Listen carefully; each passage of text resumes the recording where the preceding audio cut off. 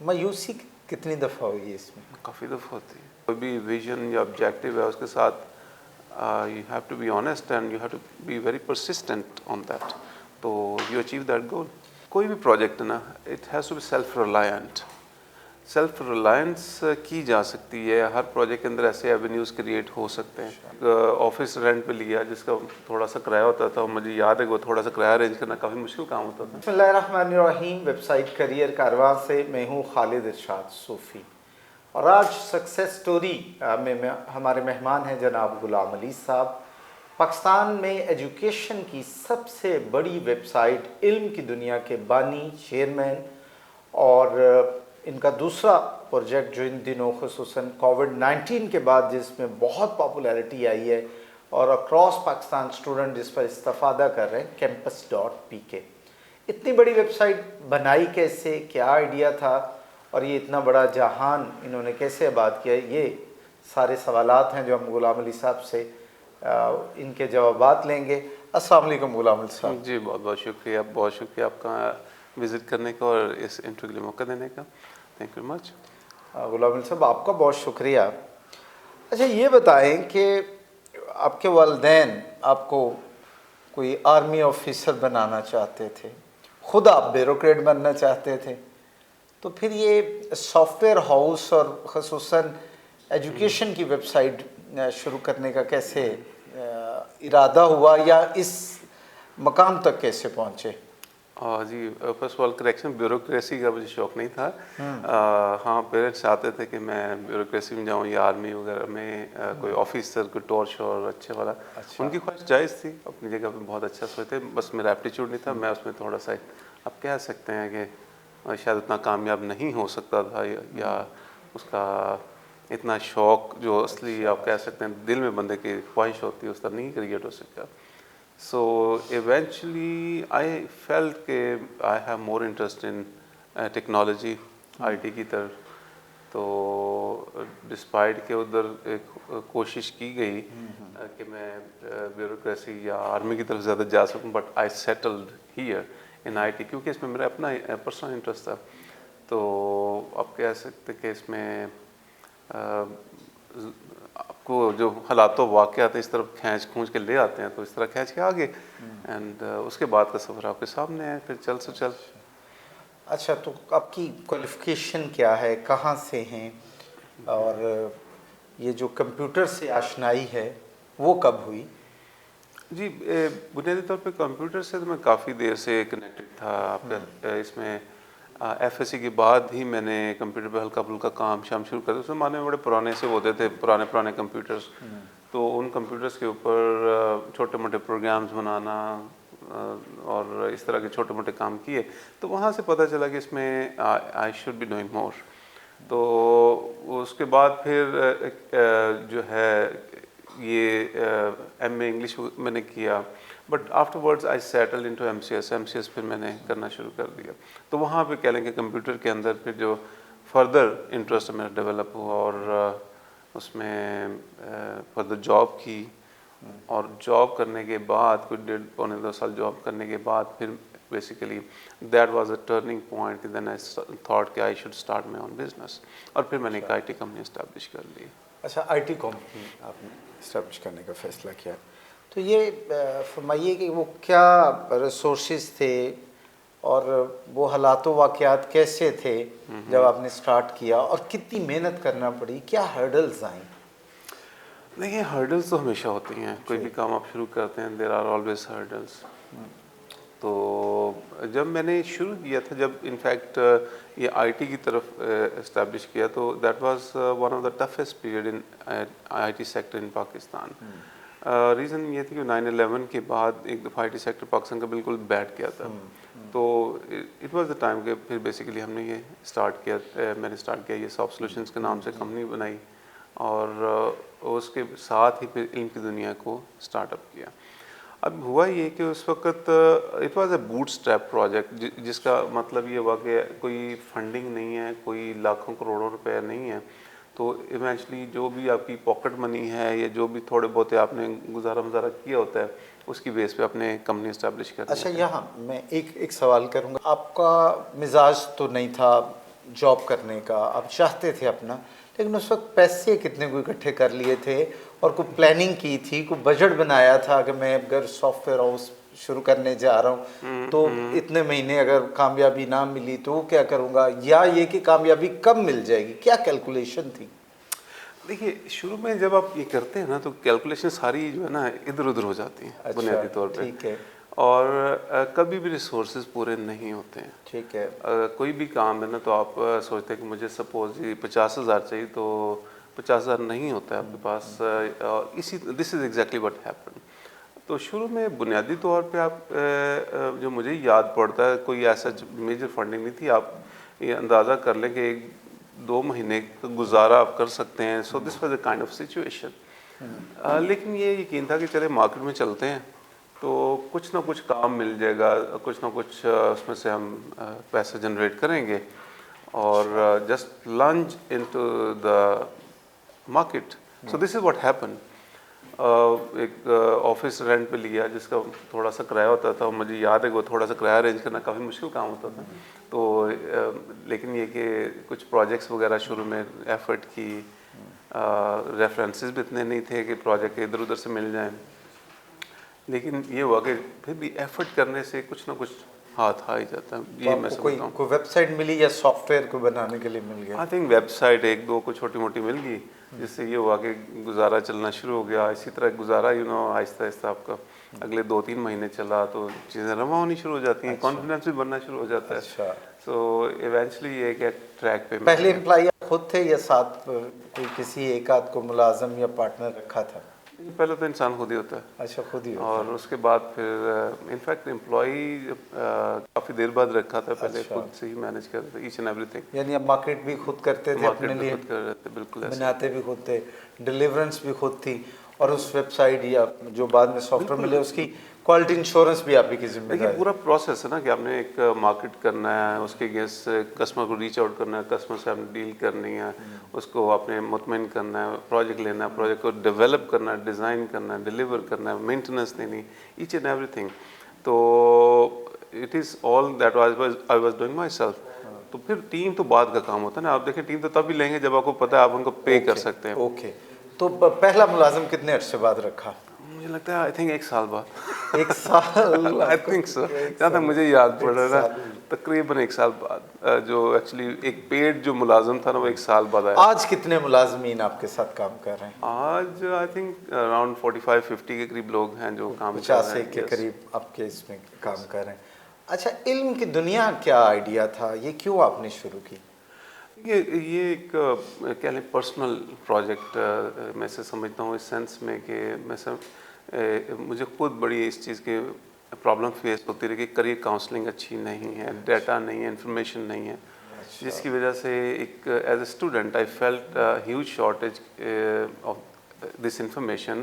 क्योंकि अगर ऐसी इंफॉर्मेशन हो तो may be I could have done much better decisions, इससे ज़्यादा अच्छे डिसीजंस मैं कर सकता था। ठीक है। तो वो इंफॉर्मेशन की जो लैक थी ना, दैट इज़ द पॉइंट कि जहाँ से ये आइडिया क्रिएट हुआ, कोई ऐसा एक प्लेटफॉर्म होना चाहिए, कोई ऐसी वेबसाइट, कोई ऐसा सिस्टम हो जहाँ से जो भी दूर दराज इलाके का बच्चा है, किसी भी इलाके का, तो वो इंफॉर्मेशन ईजिली एक्सेसिबल उसके लिए हो सके। तो वहाँ से ये आइडिया बेसिकली जनरेट हुआ। और फिर उसकी बेस पे ये फर्दर उस पर फिर नित नए और आइडियाज़ ऐड अप होते जाते हैं, लेकिन बुनियादी तौर पे यहाँ से ही था। अच्छा। कि एक ऐसा प्लेटफॉर्म है जहाँ ये सारी इन्फॉर्मेशन। अच्छा, आप इसको कमर्शियल बुनियादों पे आपका करने का इरादा नहीं था, ये आपके एक शौक की तस्कीन थी? नहीं, ऐसा कह नहीं सकते, क्योंकि देखिए मैं ये समझता हूँ कि कोई भी प्रोजेक्ट है ना, it has to be self reliant. Self reliance की जा सकती है, हर प्रोजेक्ट के अंदर ऐसे एवेन्यूज़ क्रिएट हो सकते हैं। और लॉन्ग टर्म प्रोजेक्ट ही ऐसा ही होता है कि जो सेल्फ रिलायंट हो, जिसके लिए किसी की तरफ मुझे देखना ना पड़े, कोई फंडिंग के लिए ढूंढना ना पड़े, तो it should be doing on its own. शौक ज़रूर था, लेकिन उसके साथ साथ ये भी एक यकीन था कि इसके अंदर इतनी जान है कि later on this can be very productive, this can be profitable, और इसकी बेस पे एक ऑर्गेनाइजेशन लॉन्ग टर्म में चलाई जा सकती है। अच्छा, इसकी कामयाबी की कहानी हमारे साथ शेयर करेंगे? क्या क्या मरहले आए, किस तरह आपको लगा कि ये अब पॉपुलर हो रहा है, किस किस सेगमेंट में आपको मेहनत करना पड़ी?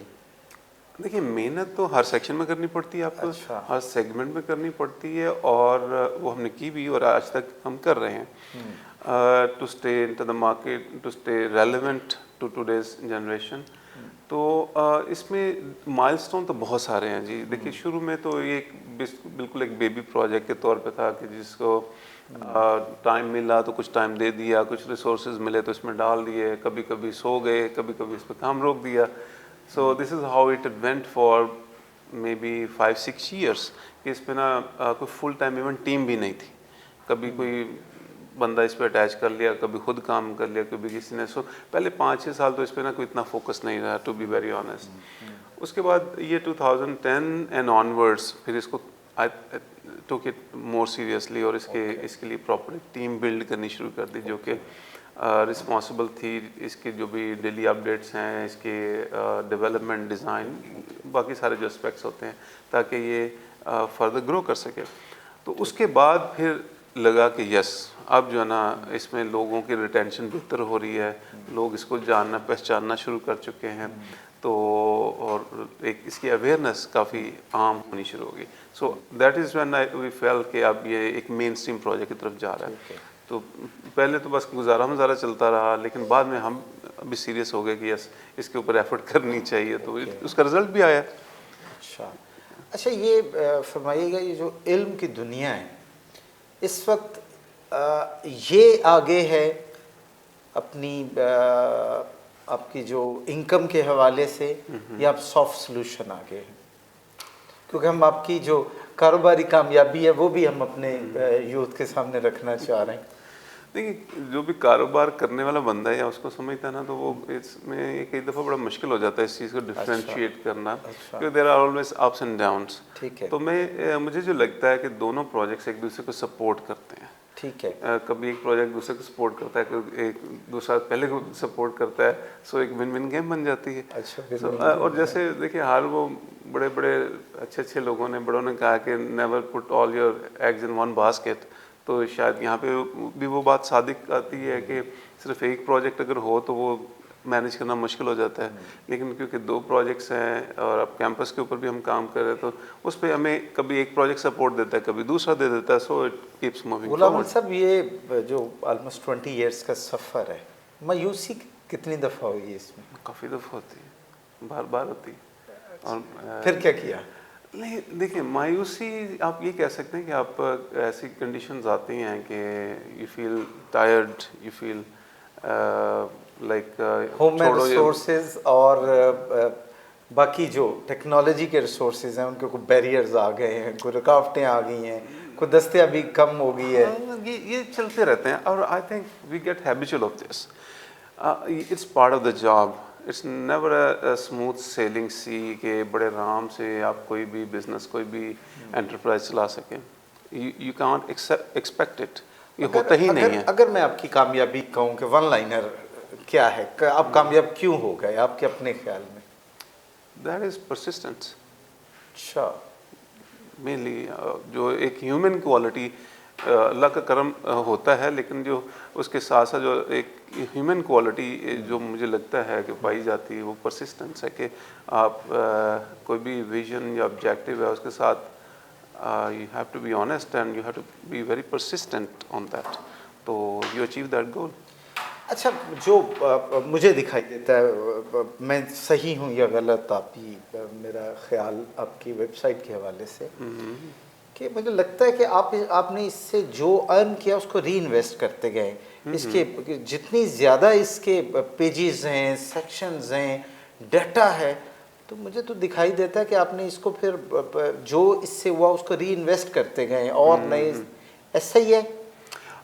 वेल री इन्वेस्ट तो आपको करना ही करना होता है to survive and to grow. ये कभी नहीं हो सकता कि आप एक शॉट मारें, छक्का लगाएं, सेलिब्रेट करें और एंजॉय करें।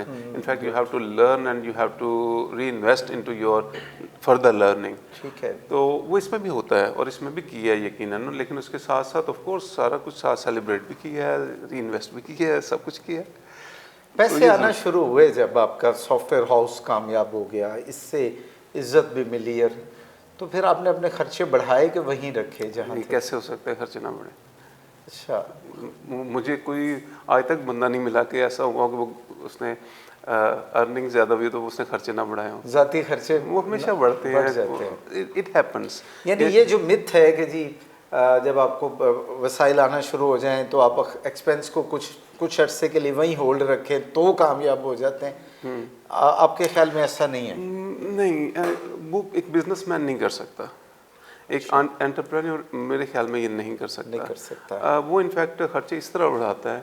ये ज़रूरी नहीं है कि जी पहले मैं महीने के 1,000 रुपये के कपड़े लेता था, बाद में मैंने 2,000 के लेने शुरू कर दिया। ये ज़रूरी नहीं कि इस पर मेरा खर्चा बढ़ाओ, लेकिन अगर मेरी इनकम बढ़ी है तो मैं भी जो आप बात कर रहे थे कि प्रोजेक्ट के अंदर री इन्वेस्ट करना, वो बढ़ गया। अच्छा। अगर मेरे पास पहले एक रिसोर्स था, मैंने 2 ऐड कर लिए, तो खर्चा तो बढ़ गया ना।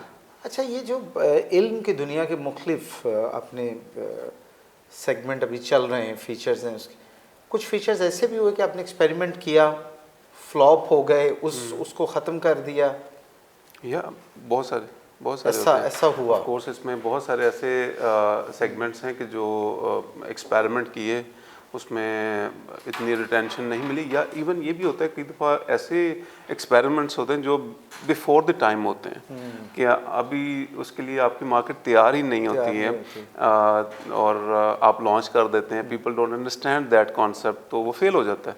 वही आप साल 2 साल बाद लॉन्च करते हैं तो वो कामयाब हो जाता है।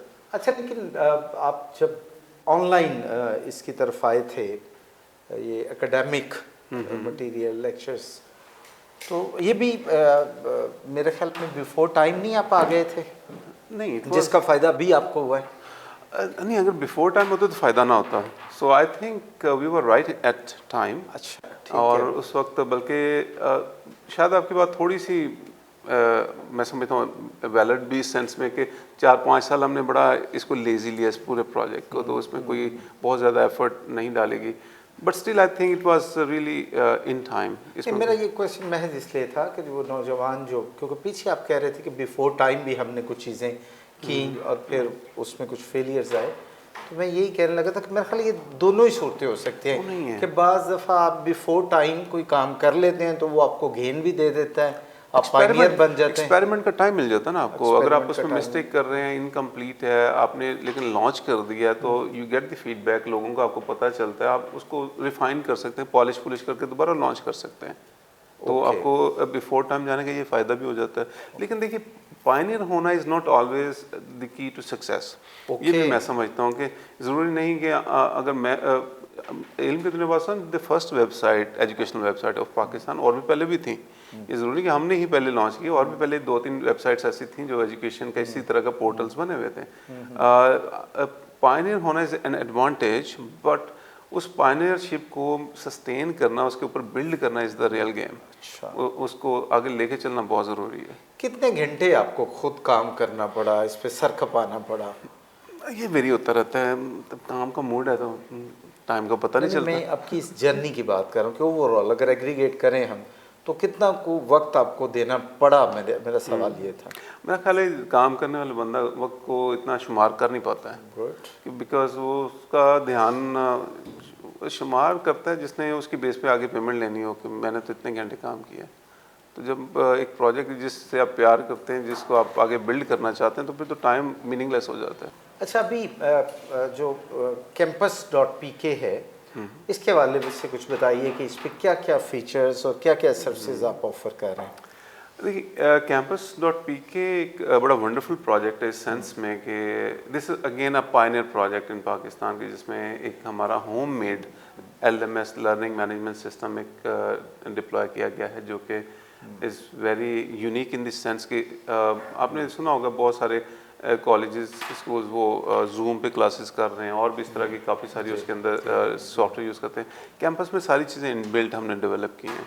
और दूसरा इसमें सबसे जो खूबसूरत चीज़ है कि लाइव क्लासेस चल रही होती हैं, जिसका फ़ायदा ये स्टूडेंट को है कि student can ask questions from the teacher right on the spot, और teacher will answer those question. और ये पेड क्लासेस हैं? और पेड क्लासेस हैं, बट इम्पोर्टेंट चीज़ है कि वो पेड से मुराद ये है कि एक नॉमिनल फ़ी, लाइक एक कोर्स अगर आम इंस्टीट्यूशन इसको 10,000 का करवा रहे, तो हम वो मे बी 2-3 हज़ार का करवा रहे होंगे। ठीक है, प्रॉपर उसी तरह ऑनलाइन एनरोलमेंट है, बिल्कुल क्लास वही। बनी हुई है, वही जो अभी हम Exactly. जूम में आजकल देख रहे हैं, आपने Exactly. ये एक सेटअप पूरा बिल्कुल वैसे, बना रखा है। बिल्कुल ऐसे ही। अच्छा, अब ये फरमाइए कि आप ही की कदमों पे कदम रख के अगर कोई आना चाहता है एजुकेशन की वेबसाइट्स, तो कामयाबी की गुंजाइश है?